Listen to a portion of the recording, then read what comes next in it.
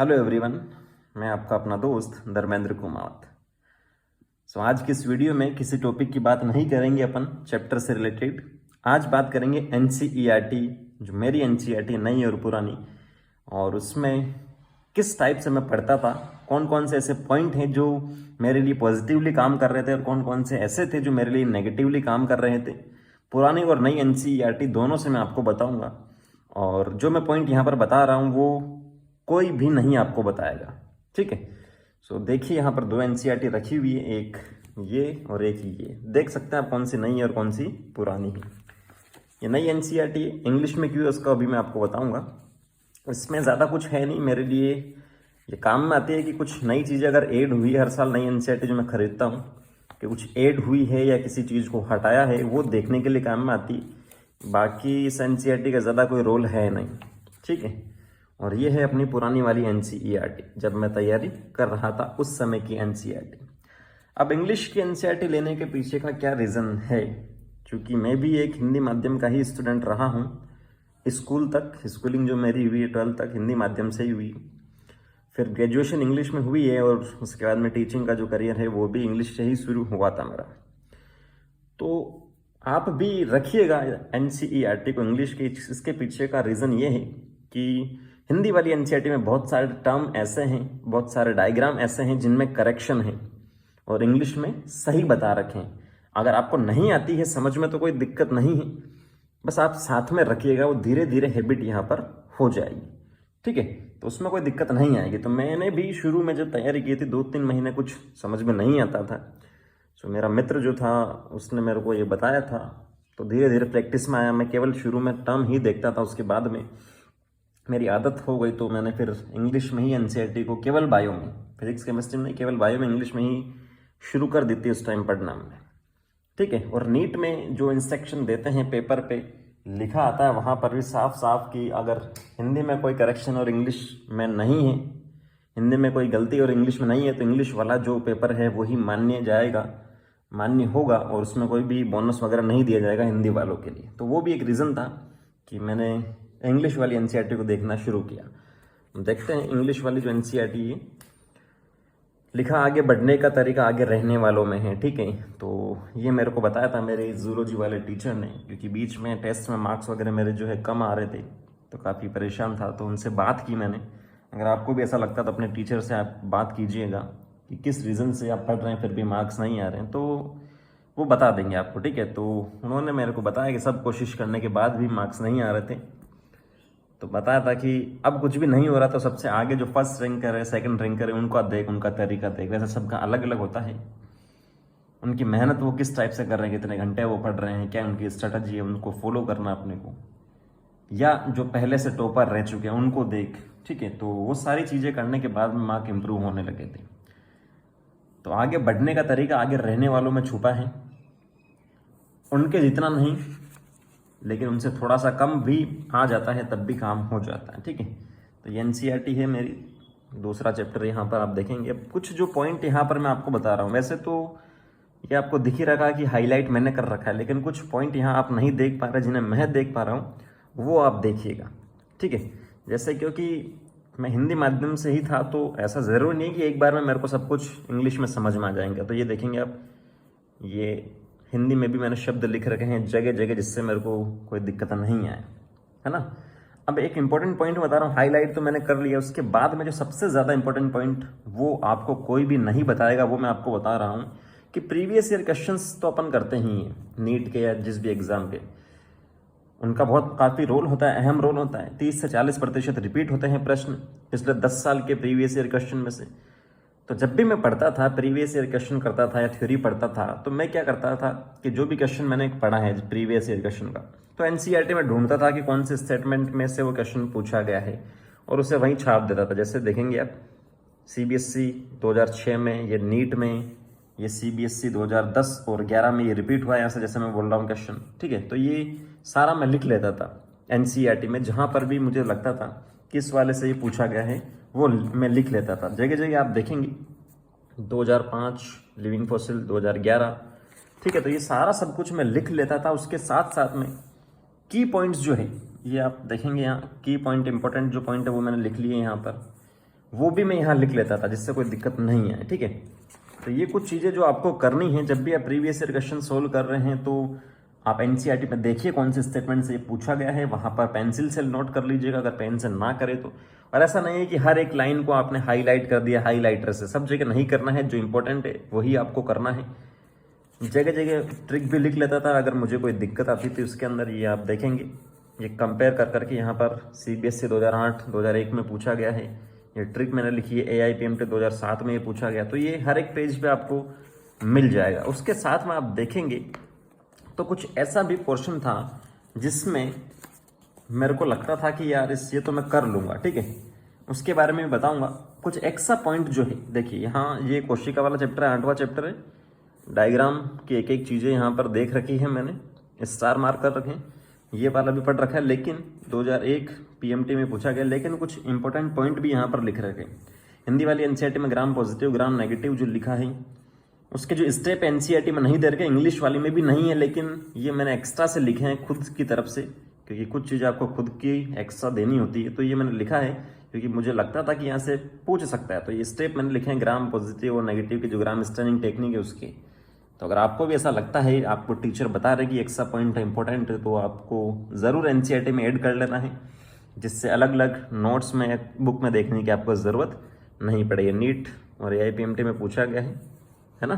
तो ये कुछ चीज़ें आपको ध्यान में रखनी है। जैसे यहाँ पर भी देखेंगे आप, ये बायोमोलिक्यूल वाला J1 वाला चैप्टर, इसमें कुछ की स्ट्रक्चर दे रखी है, यहाँ पर कुछ की नहीं दे रखी है, तो वो मैंने यहाँ से खुद से पेपर यहाँ ऐड कर लिया, जिसमें जो नाइट्रोजन क्षारक है उनके स्ट्रक्चर यहाँ पर है, क्योंकि इससे रिलेटेड है तो पूछने के चांसेस यहाँ बढ़ जाता है। उसके अलावा भी ये की पॉइंट जगह जगह लिख रखे हैं यहाँ पर, देखिए।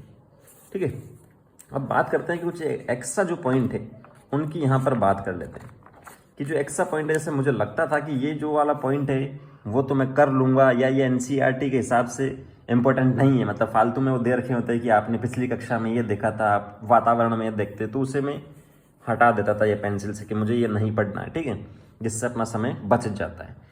ट्रिक यहाँ पर लिख रखी है, जैसे देखिएगा, ये मेरे को जो 12वां चैप्टर NCERT का, उसमें ये आपको जो दे रखे है ना मिनरल न्यूट्रिएंट्स वाला, पोषक पदार्थ वाला, उसकी ये ट्रिक है। याद नहीं रहती थी, बार बार कन्फ्यूजन इसमें होता था। तो यहाँ ट्रिक लिख ली मैं, नरेंद्र कुमार मोदी से जनता फैसला मांगे।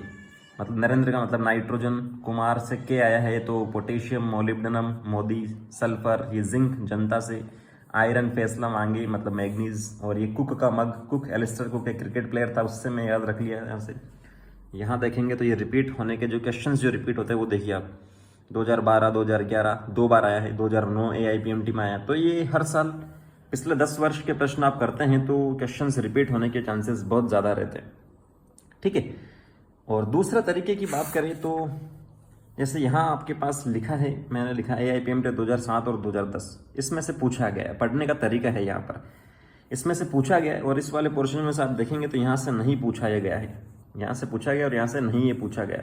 तो ये पूछा गया तो ये वैसे ही इंपॉर्टेंट है, क्योंकि पिछले 10 साल के प्रश्न आपको भी करने हैं, तो वहाँ से रिपीट होंगे। और ये नहीं पूछा गया मतलब यहाँ से पूछने के चांसेस ज़्यादा हैं। तो ये सिंपल सा आपको ध्यान में रखना है कि पूछा गया तो इंपॉर्टेंट वैसा ही है, नहीं पूछा है तो ज़्यादा इंपॉर्टेंट है, इसलिए आप NCERT का एक एक स्टेटमेंट कवर कर लेंगे। जैसे यहाँ देखेंगे ये इंपॉर्टेंट नहीं है तो मैंने इसको हटा दिया। ठीक है, ये कुछ ऐसा आपको करना है। उसके अलावा एक और चीज़ मैं आपको यहाँ पर बता रहा हूँ कि NCERT के जो समरी हैं आपकी, उसे भी आपको ध्यान से देखना है।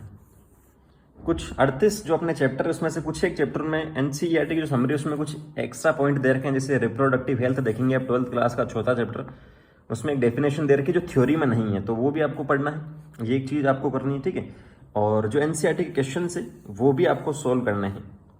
थ्योरी वाले नहीं करेंगे, लेकिन जो मल्टीपल चॉइस क्वेश्चन है वो आपको करने हैं, जिसमें NCERT के पीछे जो विकल्पात्मक प्रश्न दे रखे हैं वो आपको करने हैं। जैसे मैं आपको एक आध एग्जाम्पल यहाँ पर बताता हूँ, इस वाले चैप्टर में नहीं, जैसे समरी देखेंगे आप इसमें ही पढ़ रखी NCERT में जो प्रीवियस ईयर क्वेश्चन वहाँ से बन रहे हैं। या देखेंगे यहाँ पर, ये देखिए, which one of the plant growth regulator would use to, तो ये इससे मल्टीपल चॉइस क्वेश्चन बन सकता है। जैसे rooting in a twig, quickly ripen a fruit, delay leaf senescence, मतलब ये हार्मोन की बात कर रहे हैं कुछ कि कौन कौन सा इसके अंदर काम में आता है वो आप बताइए, तो आपको याद होगा तब तो आप बताएंगे। NCERT का जो पैराग्राफ है इसका शॉर्ट फॉर्म मैंने लिख लिया, 3 शब्दों में कंप्लीट ही हो गया। ये मानव आहार नाल से संबंधित, जो पाचन से संबंधित है। थेकोडोंट मतलब गर्तदंती, विषम दंती, हेट्रोडोंट, डाइफाइडोंट मतलब द्विबार दंती। तो ये पैराग्राफ यहाँ पर कंप्लीट हो जाता है। इस प्रकार से आप करेंगे तो काफ़ी हेल्प आपको मिलेगी। यहाँ देखिए ये मल्टीपल चॉइस क्वेश्चन है एक तरह से, तो इनको आपको सोल्व करना है। गैस्ट्रिक जूस मतलब जो आमाशय के अंदर मिलने वाला जूस है उसमें क्या क्या होते हैं, ये दोनों प्रश्न से हो जाएगा। ये कॉलम मैच वाला जो एनसीईआरटी में आता है ये आपके पास हो जाएगा। तो ऐसा आप कर सकते हैं। अगर इंग्लिश वाली एनसीईआरटी आप लेते हैं तो अगर उसमें से याद ना रहे तो केवल एक बार सरसरी निगाहों से देखिएगा तो आपका काम आसान हो जाएगा। ये हिंदी में भी मैंने लिख रखा क्योंकि सारी चीज़ें मेरे को वहाँ उस समय थोड़ा समझ में आती थी, है ना। हिंदी माध्यम से इंग्लिश में सीधा एक बार में थोड़ी जा सकते, तो मेरे को नहीं आती थी तो मैं केवल लिख लेता था। उसके बाद में सेकंड ड्रॉप जब मैंने लिया था ये सारा सब कुछ मेरे को आने लग गया था। ये तो ये कुछ चीज़ें आपको बेसिक जो चीज़ें हैं वो करनी है ताकि आपको काफ़ी हेल्प मिलेगी नीट में, और नहीं करेंगे तो फिर दिक्कत है। अब मेरा जो नेगेटिव पॉइंट यही था मार्क्स नहीं आने का कि मैं जो टेस्ट थे उनको बहुत लाइटली लेता था।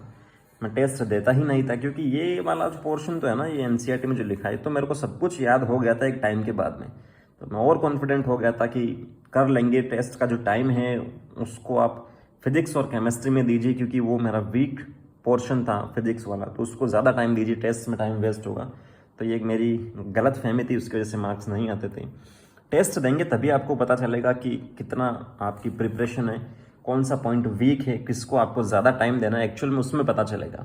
ठीक है, तो ऐसा नहीं कि बायो में भी आप कंप्लीट 100% मार्क्स लेके आ जाओगे। बायो दिखती ईजी है लेकिन है नहीं।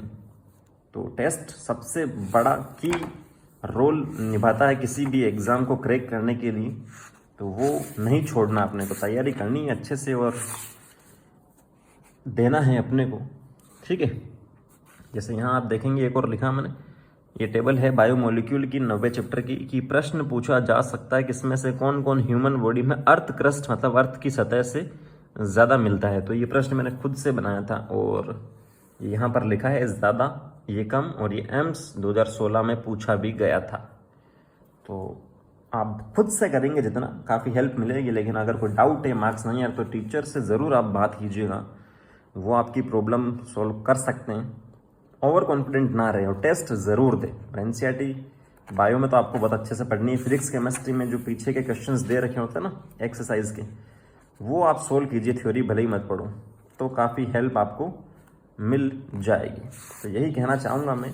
ये सारी चीज़ें नहीं बताते हैं और हिंदी माध्यम वालों के लिए तो खासकर कोई मेहनत करना नहीं चाहता है। ठीक है, क्योंकि ना तो उनको वहाँ जो मतलब होता है उनको व्यूज़ से मतलब होता है, उनको सब्सक्राइबर से मतलब होता है, उनको सिर्फ पैसों से मतलब होता है। सारे नहीं होते हैं लेकिन अभी का ट्रेंड यही चल रहा है। सारे टीचर्स के लिए नहीं कह रहा मैं, अभी का ट्रेंड यही चल रहा है। तो आप मेहनत कीजिए, कोई डाउट हो तो मुझसे पूछिए, जितनी होगी मैं करूँगा आपसे फ्री ऑफ कॉस्ट। ऐसी कोई दिक्कत वाली बात नहीं है। देखेंगे तो आप सर्च करके खुद देख सकते हैं, खुद को आपको फील हो जाएगा कि हिंदी माध्यम के लिए जो सोर्स और सिलेक्शन दोनों ही कम है। कोई मेहनत नहीं करना चाहता उनके पीछे, क्योंकि रैंक जो लेनी होती है वो इंग्लिश माध्यम वालों से लेनी होती है, पैसा जो लेना होता है इंग्लिश माध्यम वालों से लेना होता है, और हिंदी माध्यम वाले भी देते हैं, केवल वो पैसे दे के रह जाते हैं बेचारे। ठीक है ना, तो अपने को ऐसा नहीं कर रहा है। जो मैंने बेसिक बातें यहाँ पर बताई है वो आप फॉलो कीजिए। उसके अलावा आप कहीं से कोचिंग ले रहे हो तो वहाँ के टीचर से बात कीजिए, उनको फॉलो कीजिए, वो जो बोल रहे हैं वो कीजिए, भरोसा करना पड़ेगा, तभी काम आसान होगा। सो मिलते हैं नेक्स्ट सेशन में। और भी कोई दिक्कत है तो आप कमेंट सेक्शन में कमेंट करके पूछ सकते हैं। Thank you, all the very best.